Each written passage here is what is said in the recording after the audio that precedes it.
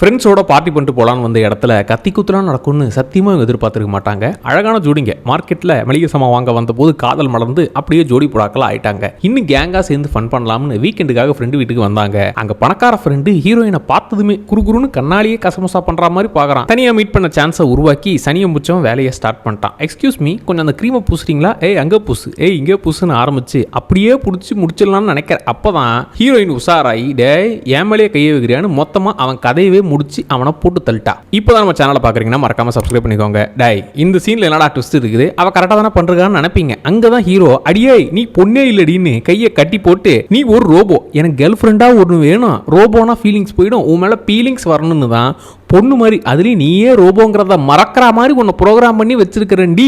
அவன் ஒன்றும் உன் அழகில் மயங்கி உன் மேலே கையை வைக்கல, நீயும் ரோபோ தானே அப்படிங்கிறதுனால தான் டச் பண்ணான்ற உண்மையும் போட்டு உடைகிறான். ஃபுல் படமும் எக்ஸ்பிளைன் பண்ணி போட்டிருக்கிறேன். கீழே இருக்க லிங்கை கிளிக் பண்ணி ஃபுல் படத்தையும் பாருங்க. இன்னும் ஏகப்பட்ட ட்விஸ்ட்லாம் பயங்கரமாக இருக்கு.